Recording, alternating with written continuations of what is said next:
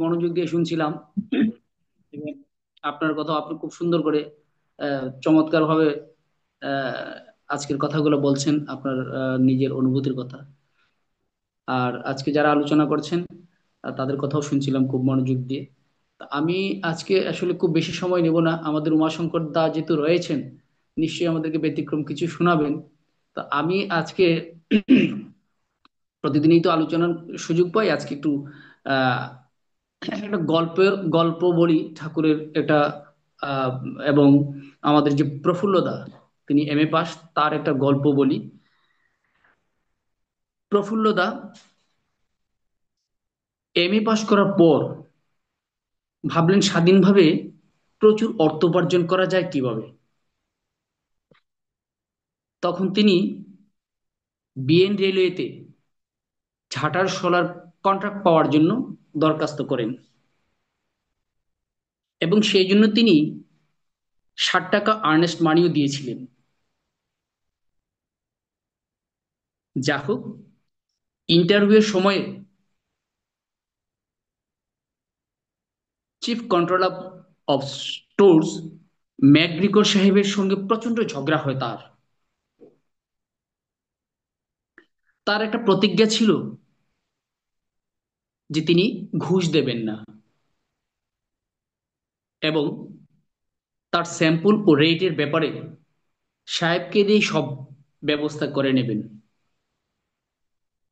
সাহেবের কাছে তিনি যখন গেলেন, তখন ম্যাকগ্রিকর তাকে জিজ্ঞাসা করলেন, তুমি কখনো এ কাজ করেছো? তিনি বললেন না। ম্যাকগ্রিকর বললেন, তাহলে তুমি পারবে না। তিনি তখন বললেন, সাহেব, তুমি তোমার নিজের বিরুদ্ধেই রায় দিচ্ছ। তুমি কি মার পেট থেকে পড়েই চিফ কন্ট্রোলার অফ স্টোর হয়ে এসেছিলে, না করতে করতে এই কাজ শিখেছ? তখন তিনি তার হাতকানি ধরে প্রীতির সঙ্গে বললেন, তুমি যা বলছো তার মধ্যে যুক্তি আছে। তুমি হয়তো পারবে, কিন্তু তুমি বর্তমানে কি করো?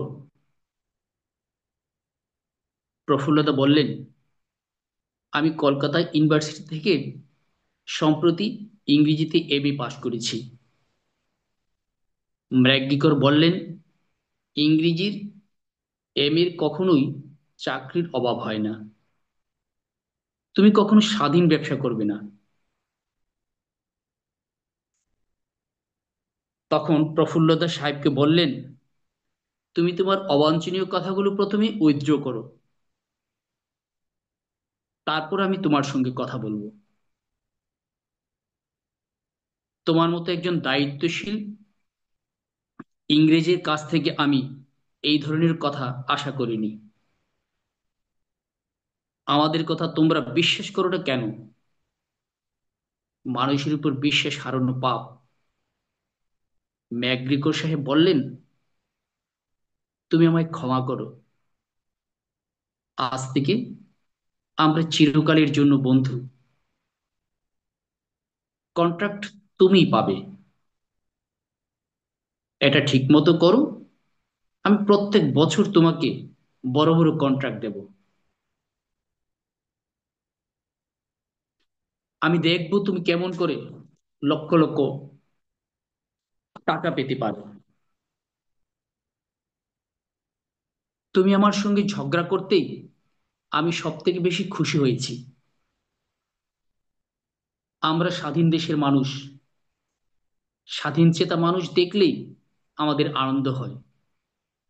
আজকে তুমি কন্ট্রাক্টরদের জন্য রাখা চেয়ারে এসে সহজভাবে বসলে।